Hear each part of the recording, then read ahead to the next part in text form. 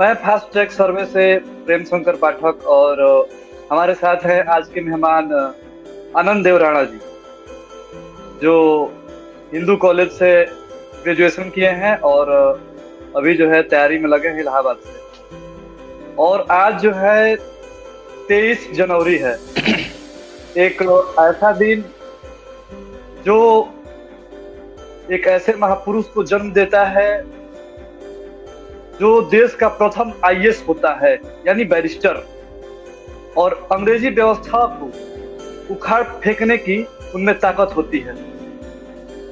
और उनकी काबिलियत में इतनी इंटेलिजेंसी होती है कि वो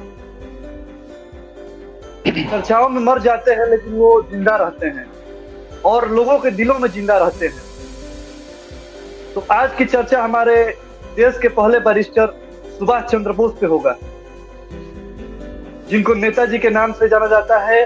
और सिर्फ नेता कहलाने से नहीं, वो वास्तविक देश के नेता थे, क्योंकि देश के निर्माण में उनका सर्वप्रथम योगदान रहा है। आप जानते हैं कि आईएएस की तैयारी में कितनी मेहनत की आवश्यकता होती है, और जो बंदा देश का प्रथम आईएएस हो तो किन किन परिस्थितियों से वो गुजरा होगा, आप समझ सकते हैं। तो सबसे पहले आनंद जी का मैंने परिचय कराया और बात करेंगे सुभाष चंद्र जो बोस जी हैं उन पे। तो बताइए सुभाष चंद्र बोस जी के बारे में आपका जो है क्या राय है, वो युवाओं के दिल में किस प्रकार से जो है विराजमान है? पहले तो आप सभी जो दर्शक हैं आपके, और आपको बहुत बहुत पराक्रम दिवस की धन्यवाद देता हूं। पराक्रम दिवस जो आज पिछले साल से ही हमारे प्रधानमंत्री जो मनाते हैं, मनाने की शुरुआत किए हैं कह सकते हैं, सुभाष चंद्र बोस की जयंती को पराक्रम दिवस के रूप में। तो इस अवसर पे आपको और आपके पूरे यूट्यूब चैनल और फेसबुक पे जो भी लाइव हैं अभी दर्शक, उन सबको बहुत बहुत ही धन्यवाद। पुनः आप अपने मंच पे मुझे बुलाए हैं, इसके लिए भी मैं बहुत ही आभारी हूँ। और ऐसे मतलब ऐसे युवा जो कि हमारे देश के नेता, अग्रणी नेताओं में से एक रहे हैं, उनके विषय पे हमको चर्चा के लिए आमंत्रित किए हैं, इसके लिए भी आप बहुत बहुत ही बधाई के पात्र हैं। तो आपने पूछा कि हमारी राय क्या है। हमारी राय, हमको लगता है कि सुभाष चंद्र बोस जी के बारे में सबको राय एक मत होना चाहिए कि हमारे अग्रणी नेता रहे हैं और आगे भी मतलब ये सोच डेवलप होती रहे। बस दुख इस बात का है कि आज हमारे नेताजी को बस चंद कहावतों में, चंद कहानियों में भुनाया जा रहा है। उनको कुछ लोग समझते ही नहीं हैं, कुछ जानते ही नहीं हैं, ना उनको आज समझा जा सकता है, ना उसको सुना जा रहा है। लोगों में से उनकी कहानियां गायब होती जा रही हैं, उनकी जीवनियां खत्म होती जा रही हैं। बस कुछ छोटे छोटे बच्चों के क्लास में एक एक पन्ने पे उनकी जीवनियों को समेट के रख दिया गया है। इस दौर में सुभाष चंद्र बोस जी की जयंती पे आज उनका जन्मदिन है, और उनको याद करना, आप जो याद कर रहे हैं, आप बहुत ही बधाई के पात्र हैं। और इस चर्चा में मैं शामिल हूँ, इसके लिए मैं बहुत ही खुशनसीब हो रहा हूँ कि मैं आपके साथ ये चर्चाएं कर रहा हूँ। मेरी राय में देखिए, सुभाष चंद्र बोस एक नेता थे, एक फौज में कहिए कमांडर थे, और हमारे देश की सेवा में प्रयत्नरत रहे। हमारे देश को आज़ादी दिलाने में वो अग्रणी रहे हैं। उन्होंने जो है जन्म तो उड़ीसा के कटक में लिए थे, कटक जिले में लिए थे, और वहाँ से जो है आगे बढ़ते गए। मैं ये कहना चाहता हूँ कि आज हमारे जो परिवेश में जो लोग हैं, थोड़ी म्यूजिक बंद करेंगे, डिस्टर्ब कर रहा है। म्यूजिक आ रहा है क्या? हाँ, कब से म्यूजिक चल रहा है जो मुझे बोलने में थोड़ा सा डिस्टरबेंस ला रहा है। ओके। जी, सुभाष चंद्र बोस जो है पहली बार, जो आपने जैसा बताया कि पहले सिविल सर्वेंट रहे हैं हमारे, तो जो ब्रिटिशर्स जो थे आईसीएस का गठन किए, इंडियन इंपीरियल सिविल सर्विसेज जिसको बोला जाता है, आईसीएस का गठन किए, वो सबसे बड़ी परीक्षा उस समय से लेके आज तक चली आ रही है। वो आईसीएस इस तरीके से बनाया गया था, इंपीरियल सिविल सर्विसेज में जो सदस्य नियुक्त होकर आया करते थे उसमें मैक्सिमम ब्रिटिशर्स ही होते थे। वो पोस्ट इसलिए बनाई गई थी ताकि जो भी ब्रिटिश डोमिनेंट एरिया है उन पे नियंत्रण रखा जा सके अच्छे तरीके से, ग्राउंड लेवल पे जो उनको उतारा जाए और वहां से जो संचालन हो अच्छे तरीके से वहां पे जमीन पे संचालित किया जाए। ये ब्रिटिशर्स इसलिए आईसीएस का गठन किए थे, जिसमें बाद में बहुत संघर्ष किया हमारे उस टाइम के फ्रीडम फाइटर्स ने, उस टाइम के जो आजादी के लिए प्रयत्नरत रहे सेनानियों ने। उन्होंने ये कहा मतलब कि भारतीयों के लिए भी ये पोस्ट दी जाए। इसमें आईसीएस की परीक्षा 1919 में जो है हमारे सुभाष बाबू ने पास किया और रैंक में रहे वो। और वहां से उन्होंने पास ही नहीं किया बल्कि कई महीनों तक उन्होंने सर्विस देने के बाद वो संतुष्ट नहीं रहे, क्योंकि जो प्रतिनिधित्व था भारतीयों का उस सर्विस में ना के बराबर था। जितनी पोस्टें थी वो सारी की सारी ब्रिटिशर्स अपने लोगों से भर दिए थे, तो इनका कुछ चलता ही नहीं था। इन्होंने परीक्षा तो पास की, लेकिन जो आजादी वाली बात है, ये आजाद ख्याल के लोग थे, इनको आजादी पसंद थी, किसी की गुलामी नहीं। तो ये जो थे उस पद को त्याग दिया उन्होंने, एक तरीके से कह दीजिए लात मार के वहां से आ गए, ठुकरा दिया। लात मारना तो गलत होगा, लेकिन उनके लिए उस समय ये भाषा ब्रिटिशर्स के लिए बहुत ही सूट करता है कि उन्होंने उस पद में क्वालिफाई ही ना किया। उन सारों ने मतलब ब्रिटिशर्स ने इतने टफ पेपर मतलब सेट करते थे ताकि जो इंडियन है वो ना आ पाए, क्योंकि जो भी स्कूल्स थे वो स्कूल्स वगैरह जो भी थे, कॉलेजेस थे, उसमें जो उन्होंने फॉर्म किया था उसमें सारे ब्रिटिशर्स पढ़ रहे थे यहाँ पे, जो भी यहाँ पे रहते थे। तो वहां से ज्यादा लोग सेलेक्ट होके आते थे और उस परीक्षा में ये इनका टॉप करना ये बहुत ही मायने रखती है। और इन्होंने वहां से परीक्षा पास किया, परीक्षा ही ना पास किया बल्कि उसको लात मार के और उस पद को छोड़ के और आजादी के अलग ही दीवानगी में खोए और वहां से निकल के दूसरी ओर चले ये। देखिए, सुभाष चंद्र बोस जी के विचार और गांधी जी के विचार जो है दोनों के अलग अलग विचार हैं। लेकिन यहाँ पे आज जो है विचार अलग होने पे लोग जो है मार धाड़ और मतलब अलग ही एक विचारधारा जो है समाज में उत्पन्न हो जाती है कि ये हमारे विचार के नहीं है तो इनको रहना ही नहीं है। तो इसके बिल्कुल। बारे में आपका क्या ख्याल है कि मतलब विचार न मिलते हुए भी सुभाष चंद्र बोस ने गांधी जी को महात्मा की उपाधि दी?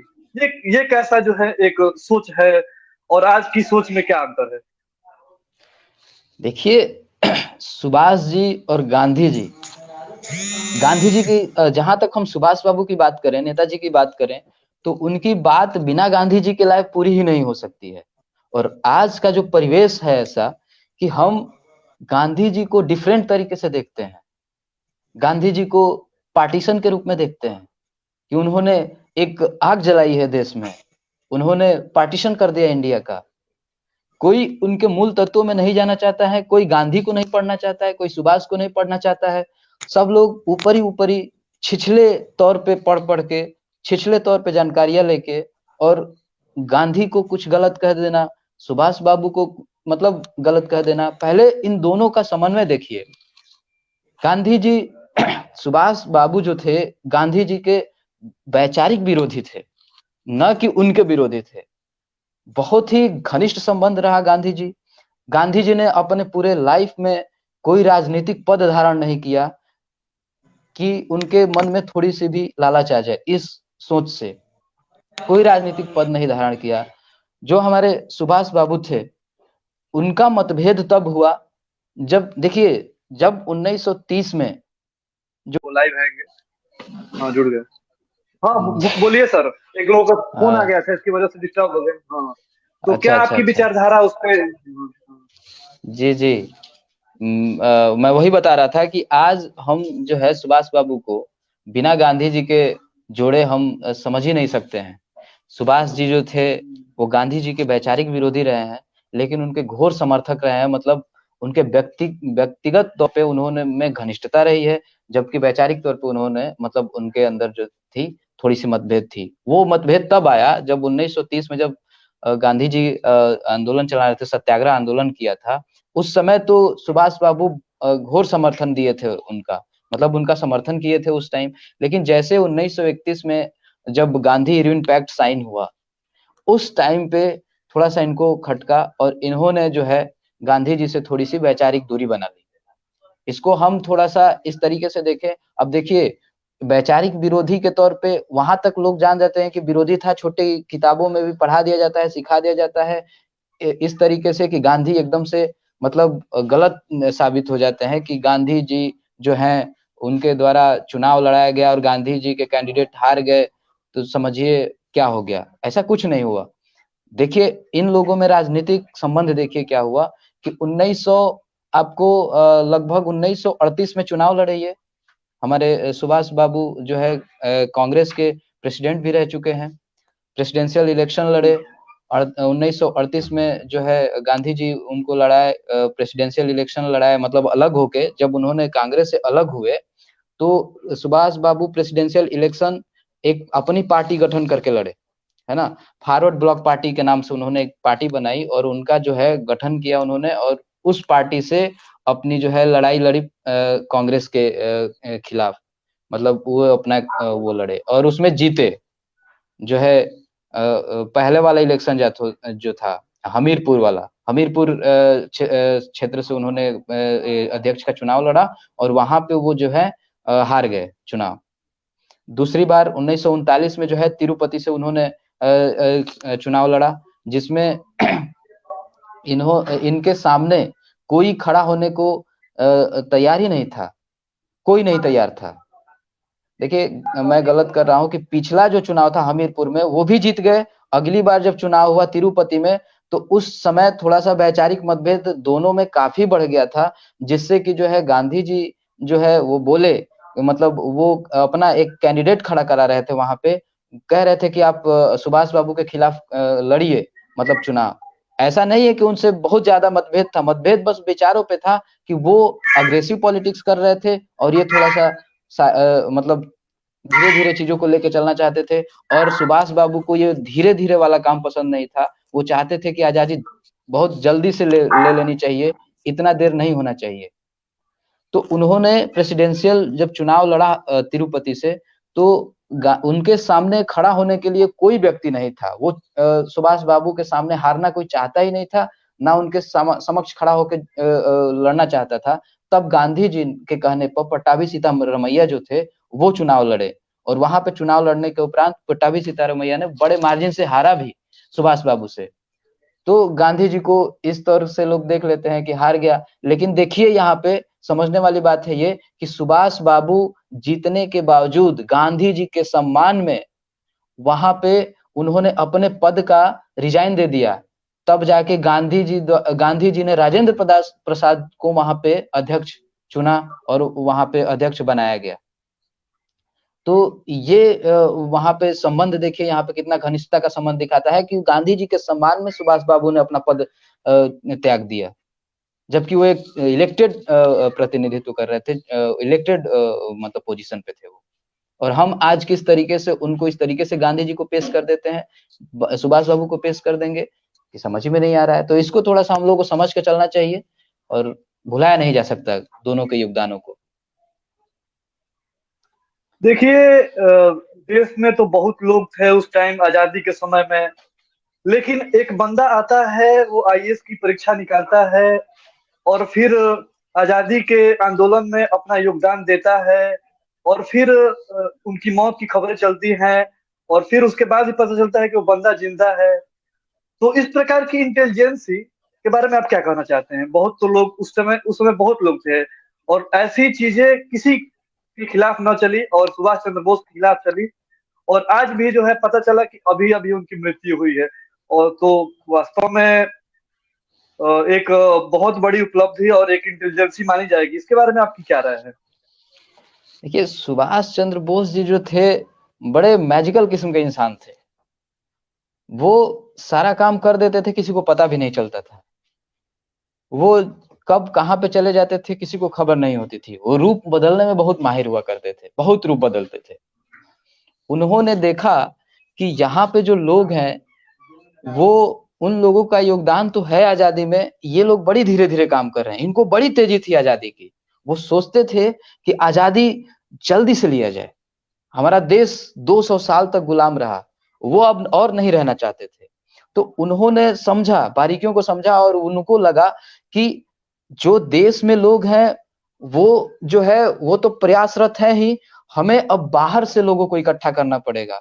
और उन्होंने, उसी समय विश्व युद्ध छिड़ गया था 1939 के आसपास, जब इन्होंने कांग्रेस का कांग्रेस पद से इस्तीफा दिया अध्यक्ष का, जो चुनाव जीते, वहां पे राजेंद्र प्रसाद अभी बताया कि अध्यक्ष बने थे। और इन्होंने उसके बाद जो है ये विदेशों में जाने लगे। अब ये एक रात अपने घर से गायब हो गए, वो भी इस तरीके से गायब हुए कि किसी को कुछ पता ही नहीं था कि सुभाष बाबू कहाँ हैं, कैसे हैं। गांधी जी को बड़ा दुख हुआ इस बात का, जब खबर पता चली कि सुभाष बाबू घर से गायब है। तो गांधी जी को पता चला कि सुभाष बाबू गायब है, पता ही नहीं है। तो उन्होंने उनके जो भाई हैं शरद चंद्र जी, उनको उन्होंने पत्र लिखा और उनको बताया कि, पूछा उन्होंने गांधी जी से खत में कि आप हमें सूचित करें कि सुभाष बाबू हैं कहाँ, हमें बड़ी चिंता हो रही है। देखिए यहाँ पे कितना समन्वय है उनका, दुख है उनको। और वो शरद चंद्र जी लिखते हैं गांधी जी को कि हमको भी नहीं पता है, घर के एक सदस्य को नहीं पता है वो कहाँ है, लेकिन कुछ दिन पहले वो कहा करते थे कि हम संन्यास ग्रहण करेंगे, तो शायद वो संन्यास ग्रहण कर लिए हों। लेकिन उन्होंने काबुल के रास्ते जो है, अफगानिस्तान होते हुए काबुल के रास्ते जर्मनी, जर्मनी से सिंगापुर, सिंगापुर से जापान में जाके जापान पहुंचे और सबको इकट्ठा करते हुए गए। जो भी हमारे भारतीय लोग थे जो उस समय बाहर थे, जो ब्रिटिशर्स जो लेके गए थे विश्व युद्ध की लड़ाई में, उनको शामिल किए थे। जो जर्मनी से उठा, भारत से जर्मनी, जर्मनी से जापान लेके गए थे, सिंगापुर लेके गए थे। तो जापान में उन्होंने जाके सारे जो भारतीयों को इन्होंने लेके गया था, उन सबको इकट्ठा करने के लिए वो लेके गए, इन सबको मतलब इकट्ठा किए। और वहां पे जाके आपको पता है कि जापान में जो है उन्होंने गठन की, जो है आजाद हिंद फौज की।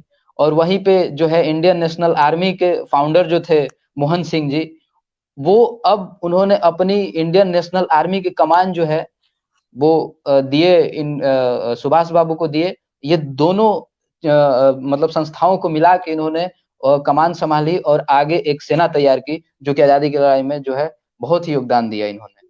तो हम लोगों के युवाओं को भी उनसे थोड़ा सा सीखना चाहिए, समझना चाहिए, और इन सारी चीजों से दूर रहना चाहिए कि लोग क्या कहते हैं। हमको ज्यादा से ज्यादा उन पे फोकस करना चाहिए कि किस तरीके से पढ़ा जाए, किस तरीके से अपने बच्चों में, अपने साथियों में इस तरीके का रंग भरा जाए, जिससे वो ताकतवर बने मानसिक तौर पे। देखिए, सुभाष चंद्र बोस की जो मृत्यु है एक पहेली बन सी गई है, लेकिन हमको लगता है कि वो आज भी युवाओं के अंदर जो है जीवित हैं। तो इसके बारे में आपका क्या ख्याल है? शायद मेरा ख्याल सही है या गलत है, इसके बारे में आप कुछ बताइए। नहीं नहीं, बिल्कुल बिल्कुल। जो महान होते हैं वो कभी मरते नहीं हैं, इनकी आत्माएं आज तक हमारे यहाँ विद्यमान है। ये हम लोगों में जीवित हैं, कण कण में जीवित हैं। जैसे भगवान कहा जाए कि हर कण में, हर कण कण में जीवित रहते हैं, इसलिए महान लोगों को कभी भुनाया नहीं जा सकता, कभी भुलाया नहीं जा सकता। ये लोग हमारे दिलों में है, हमारे रगों में है। इन्हीं का जो है कृत्य है, इन्हीं को पढ़ पढ़ के जो लोग कुछ आगे कर रहे हैं, यही लोग कुछ कर रहे हैं। उनके जो राजनीतिक गुरु थे देश बंधु चित्तरंजन दास जो थे राजनीतिक गुरु, और उनके जो है सुभाष चंद्र बाबू के जो थे जो धार्मिक गुरु रहे हैं हमारे युवा, युवा मिजाज, युवा कह सकते हैं उनको। आज पूरा देश उनके जन्मदिन पे युवा दिवस मनाता है, स्वामी विवेकानंद जी महाराज। तो वैसे लोग उनके गुरु रहे हैं। और आज हमको स्वामी विवेकानंद को भी याद करना चाहिए और समझना भी चाहिए स्वामी विवेकानंद को कि वो युवाओं को किस तरीके से देख रहे हैं। पीछे अभी उनका ही जन्मदिन बीता है 12 जनवरी को, और हमारा यूथ कैसे भटक गया है। आज हम मजहबों में टूटे पड़े हैं, लेकिन विवेकानंद जी जो आपको बताते हैं कि सारी संपूर्ण पृथ्वी ही हमारा घर है, तुम्हारा क्या मेरा क्या, कौन छोटा कौन बड़ा, कौन ऊंचा कौन नीचा, कौन काला कौन गोरा, उन चीजों को नकारते हुए वो जो जिस चीजों के बारे में बात करते हैं वो उनके गुरु रहे हैं। और जब हम उनको फॉलो करते हैं तो हमको स्वामी विवेकानंद को भी याद करना चाहिए सुभाष चंद्र बोस के तहत वो उनके गुरु को भी याद करना चाहिए। और आज हमको वैसे ही समतामूलक समाज, जिस तरीके से हमारे इन फ्रीडम फाइटर्स का, इन धर्माचार्यों का जो रहा है योगदान, उनको नहीं भुलाया जा सकता और इनको आगे बढ़ाना चाहिए और वैसा ही सोच हमको भी आगे लेके चलना चाहिए और हमको समाज का स्ट्रक्चर एक तैयार करना चाहिए। देखिए, आज जो है हमारे युवा लगातार भटकते जा रहे हैं, उनका कोई जो है रास्ता नहीं है। जी, जी, वो लगातार। जो लोग लगातार भटकते जा रहे हैं, उनका कोई हाँ, जो है हाँ, जी, रास्ता जी। नहीं है। वो लोगों के कहने पे बिना सोचे समझे अलग-अलग कदम उठा रहे हैं। तो जी, जी। जो है सुभाष चंद्र बोस जी की जो सोच थी, वो युवाओं के प्रति क्या थी? कैसा होना चाहिए युवा युवा हमारे देश का? सुभाष चंद्र बोस, मेरा जहाँ तक सोच है कि सुभाष चंद्र बोस ये कभी नहीं चाहते थे कि हमारे जो देश के जो युवा वर्ग है, वो आपस में बँटे, आपस में विभेद रखे, आपस में भिन्नताएँ पैदा करे। हम विभिन्न हैं लेकिन भिन्नताएँ नहीं है हमारे अंदर। ये विभिन्नताएँ जाति, धर्म और लिंग पे वो कभी नहीं बँटे होने चाहिए, क्योंकि इन्हीं सब का फ़ायदा ब्रिटिशर्स उठाए, फूट डालो राज करो वाली नीति अपनाए और हम सबको ही आपस में लड़ाए और उन्होंने 200 साल तक राज कर लिया। तो सुभाष चंद्र बोस जी इन युवाओं को बाँटना कभी नहीं चाहते थे। इन इससे स्पष्ट भी उन इन इस चीज़ से होता है, क्योंकि उनके धार्मिक गुरु रहे हैं, वो हमारे विवेकानंद जी रहे हैं और विवेकानंद तो पूरी पृथ्वी को ही अपना घर मानते थे। उनका जो समतामूलक समाज बनाने का एक संदेश उस बात से भी जाता है कि वो किसी रास्ते से जा रहे थे और उनको बहुत ही ठंड लग रही थी और रास्ते में एक भंगी, जो कि मतलब भंगी समझ रहे हैं? किसी जाति से मत जोड़िए, भंगी जो कि मैला उठाता हो, कचरा उठाता हो, उस टाइप का कोई व्यक्ति था जो कि चिलम फूँक रहा था, उसके हाथों से चिलम लेके पिए और ये मतलब एक समय के लिए उनके अंदर आ गया कि मैं किसके हाथ से चिलम पी रहा हूँ। फिर उनके दिमाग में जो है उनकी आत्मा जगी और कहे कि नहीं, हम तो इस तरीके के आदमी हैं, समतामूलक वाले आदमी हैं और उन्होंने चिलम पी उनके साथ। इस फिर विवेकानंद जी किसी एक मुसलमान के घर में रहे और पूरे 14 दिन का उपवास किए, ये संदेश भेजने के लिए कि कम से कम जो हमारे फॉलोवर हैं, वो विभिन्नताओं से दूर रहें। ये मतलब समाज में जो विभेद हैं एक-दूसरे से, वो हटे और इन चीज़ों को आगे बढ़ाने का संदेश देते हैं हमारे सुभाष चंद्र बोस जी। और उन चीज़ों को हमको नहीं भुलाना चाहिए, हम सबको एक साथ मिल के रहना चाहिए, हमको एक साथ रहना चाहिए, शिक्षित रहना चाहिए, स्वास्थ्य अपना सही रखना चाहिए। ये सारी चीज़ों पे मेन फ़ोकस उनका रहता है कि लोग शिक्षित रहें, आपस में ना बँटें। हम आपस में नहीं बँटेंगे तब, जब हम लोग पढ़े-लिखे रहेंगे तब, जब हम लोग शिक्षित रहेंगे तब, छोटे बच्चों को पढ़ाएँगे तब, उनके अंदर नैतिक शिक्षा डालेंगे तब। आज तो स्कूलों से भी नैतिक शिक्षा गायब होती जा रही है। तो उनको कैसे-कैसे हमको लेके चलना है इन सबको, हम ही लोग आगे डिस्कस करेंगे। हम ही लोगों को आगे बनाना है, हमारे जैसे और युवा जो हैं समझेंगे इस बात को, जो भी देखेंगे, इन चीज़ों पे वो लोग काम करेंगे। देखिए, सुभाष चंद्र बोस जी भारत के रहते हुए और उनको जो है दूसरे देश के लोग, आप उनका नाम जानते हो या ना जानते हो, नेताजी की उपाधि देते हैं। इसके प्रति आपकी बिल्कुल, क्या राय बिल्कुल, है? अपने देश बिल्कुल, अपने दे बिल्कुल, हाँ, बिल्कुल, बिल्कुल। जो हमारे हिटलर, एडोल्फ हिटलर सबसे पहले उनको नेताजी की उपाधि दे चुके थे। नेताजी संबोधन जो हाँ। था वो एडोल्फ हिटलर ने उनको दिया था। तो हम कतई नहीं कह सकते थे कि सुभाष बाबू हमारे हैं, हमारे देश के हैं, वो पूरे विश्व के हैं और पूरा विश्व उन पे गर्व करता है। जो भी उनका इतिहास पढ़ता है, वो चकित रह जाता है कि ऐसा इंसान कहाँ से हो गया। और हमको विश्वास है, हमको लगता है कि ऐसी विभूतियाँ, ऐसे लोग हमारे भारत में ही पैदा हो सकते हैं, क्योंकि हमारे भारत में वो चीज़ें हैं। लेकिन हम आज उस चीज़ों को समाप्त कर रहे हैं। इस चीज़ को समेटना है, हमारी संस्कृति को समेटना है और अच्छी बातें उसको समेट के आगे मतलब अपने जो हमारी जनरेशन आने वाली है, उन चीज़ों उनको देना है कि वो आए तो कम से कम ये कहें कि हमारे जो पूर्वज रहे हैं, वो इस तरीके से हमारे समाज को व्यवस्थित करके गए हैं। तो हमको उस चीज़ों को ज़्यादा ध्यान देना चाहिए। देखिए, उनका एक नारा है कि तुम मुझे खून दो, मैं तुम्हें आज़ादी दूँगा। इस पे आपकी क्या राय बिल्कुल। है? वास्तविकता क्या है इसमें? बिल्कुल, इसमें ये दिखाती है कि वही बात वो उस टाइम बोले थे जब उनको लगता था कि मतलब जब आज़ाद हिंद फ़ौज की गठन किए और वहाँ पे जब गए तो देखे कि ये तो सब दास बन के यहाँ पे काम कर रहे हैं, सब ब्रिटिश के हो गए हैं, सब ब्रिटिशर्स का काम कर रहे हैं। ये लोग जो काम वहाँ पे कर रहे हैं, वो अगर हमारे देश के लिए 1% भी कर दें तो हमारा देश आज कितना आगे चला जाएगा। जब वहां पे आजाद हिंद फौज की जब फौज का गठन हुआ, जब उन्होंने बनाया इस संस्था को, तो उन्होंने देखा कि सारे इंडियन ब्रिटिशर्स के अधीन काम कर रहे हैं। तो उन्होंने उनके पास गया और कहा कि जय हिंद का नारा दिया और कहा कि आप लोग अगर आजादी पाना चाहते हैं तो थोड़ा सा अपना मतलब खून बहा भी देंगे तो उससे कुछ नहीं होने वाला है, आप अमर हो जाएंगे और आपको शहीद आप कहलाएंगे। तो आप थोड़ा सा खून बहाएंगे और पूरी की पूरी आजादी आपको मिलेगी, आपके जो बच्चे होंगे, आपके जनरेशन जो आएगी वो पूरा आजाद घूमेगी। और आजादी का मजा ही क्या होता है, वो तो किसी पिंजड़े में कैद पक्षी से पूछे कि आजाद क्या होता है, हम ही लोगों को घर में बंद कर दिया जाए तो हम लोगों को कैसा फील होगा। तो कैदी से पूछे कि आजादी का मजा क्या होता है, तो उस गुलाम जो जंजीरें हैं उनसे छुड़ाने के लिए जो ये नारा दिया, ये बहुत ही सटीक बैठता है। और कतई इनसे हम लोग मतलब ऐसा नहीं है कि इत्तेफाक नहीं रखेंगे, हम लोगों को इसको भी आगे लेके चलना चाहिए, संघर्षशील रहना चाहिए। इस नारे का मतलब इतना ही निकलता है, धैर्य रखें, संघर्ष करें, आगे बढ़ते रहें, बस। देखिए, सुभाष चंद्र बोस एक देश के नहीं पूरे विश्व के जो है लोकप्रिय इंसान है, और उनकी मृत्यु जो है भारत में छुपा दी जाती है। इसका राज क्या है वास्तव में? देखिए, हम हमको जहां तक सूचना मिलती है, मतलब हम जहां तक जानते हैं इसके बारे में, कि जो उनका प्लेन क्रैश हुआ था और क्रैश के बाद जो है उनका आज तक पता ही नहीं चला। पुर्जा मिला था लेकिन आज तक उनकी बॉडी का एक टुकड़ा भी नहीं मिला उस प्लेन में। फाइटर जेट थी शायद, और उस जेट में उनका एक टुकड़ा भी नहीं मिला, क्रैश कर गई थी। तो आज तक अब हमको हमारे सरकार को ये करना चाहिए कि इस चीजों को इनका मतलब सर्च करना चाहिए, कमेटी गठित करनी चाहिए और उनके बारे में पता की जानी चाहिए कि हुआ क्या आखिर।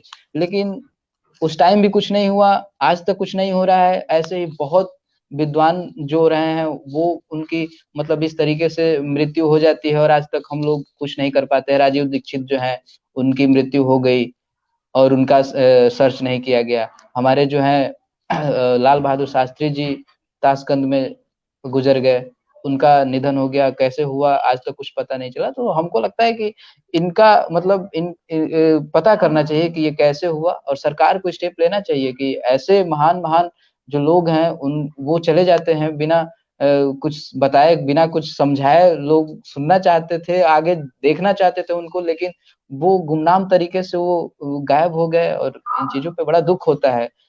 जो हमारे क्या बोलते हैं भाभा जी जो जो थे वैज्ञानिक रहे, उनका भी मृत्यु ऐसे ही बाबा जी। हुआ, पता नहीं चला। हाँ, तो इन सबको सरकार को स्टेप लेना चाहिए, हम लोग तो अपनी बातें ही रख तो सकते हैं। आज हमारे साथ आनंद देवराणा जी थे। चर्चाओं में सुभाष चंद्र बोस जी का चर्चा हुआ, जो देश के सबसे लोकप्रिय आईएएस रहे हैं और आजादी में जो है उनका पूर्ण योगदान मान लीजिए रहा है। तो आज के लिए इतना ही। हम फिर आपको देश की बात में अगले किसी महापुरुष की बात करेंगे। धन्यवाद मित्रों। महात्मा